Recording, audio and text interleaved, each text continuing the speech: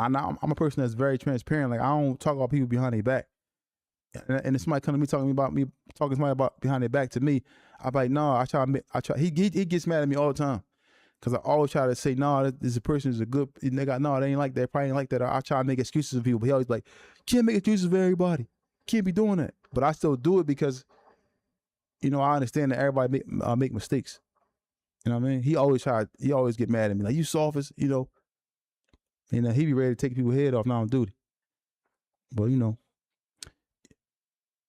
It's just a matter of just trying to figure it out. But I think that, you know, we gotta really be real mindful of who we dealing with. Anything else you want to add to that topic? To that topic, man, that's just a real personal topic for me, man. It's real personal for me, man. It can get crazy at any given time, but for a person not to go back to jail, his ultimate thing, he gotta be patient. Patience run the world. Patience in anything you do, man. Especially coming home from jail, man. Especially coming home, you're gonna need patience by the boatloads. So I say with that, man, a lot of dudes practice patience on things that they want coming home from jail. That'll lessen the recidivism rate. Yeah. Yeah. Now let's get to the other side, right? Because of course, there's a difference when somebody is Hold on, let me get a commercial. I could take a quick break. Oh, my fault for you. We back, y'all. Apologize for the brief interruption, but we back. So yeah, you know, like we're speaking about, you know, depression and, you know, and people, places, and things, and so many different aspects, which can ultimately lead to you actually going back to prison. You know, but another thing too, man. I just want to say this, man. You know, because we all go through certain things in life, and dealing with certain things, and a lot of times people go back to prison or find themselves in the bad situations because we had this thing where though we're afraid to let go. You gotta let go, man. You gotta let go of things that's hindering you. I know it's hard and it's difficult, but you gotta let it go. You have to. You know what I'm saying?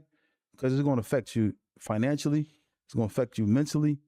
It's going to affect you, you know, trying to get to where you got to get to.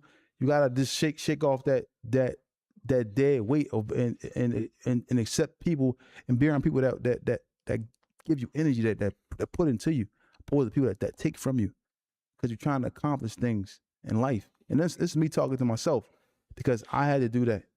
You know what I'm saying? Now that I'm trying to go back to jail, I realized I didn't want to go to jail. I didn't want to die out here in the streets, but I had to realize that you gotta let people go, man. You know what I mean? If we can do that, if you can do that, you gonna be in a better place, man. It's gonna be hard, possibly, but you gotta let it go. Otherwise, it's gonna hinder you in your progress and what you got going on. So yeah, man. You know, anything else you want to add to that? No, that's it. All right. So, as we move on and speak a little bit about more so about jail, I was gonna go into the topic and speak about, like, what about the people who's in jail after they made a wrong decision, and now that they in jail, they are ultimately, you know, faced with, all right, I made a wrong decision. Now I'm depressed. I may have gotten out from a 2 to 4 or 3 to 6, and now I got a life sentence. So I got another RICO case, and I'm back in jail doing a 10 to 20, whatever the case may be. I'm back in prison for a longer sentence. So I'm back in with a new case. The mental aspect of them, like, you know, I know you're seeing people in there that went through that had to deal with that. How much frustration is that for somebody that's in there, from your aspect of being in there and seeing that? That was me. I had to go back in there. That frustration, like I said, that it was only 18 months that I had to go back. That was longer than the 21 years I did for me mentally. You know what I'm saying? For you to come back in there to be charged with a case that'll give you a lot of time after you've been released from there, man, that I can't even describe that type of hurt. Or it's not even a hurt. It's not a hurt because it don't hurt, but it's like it's an uneasy feeling. It's a bad feeling, and it's like you can't get from underneath it. Ain't nothing you can do to get from underneath it. Every day you wake up in here is a shocking reality. So it's like, man, to be back in there after you done served the time. Serve time for something that you was convicted of, and to be back in there with a whole nother situation, Bro, that's one of the worst as ever, man. I went there, I told you that 18 months felt longer than 21 years. You see what Newski said, he said I just did 5 years and went back for 21 days. And what'd he say? That's it. That's it.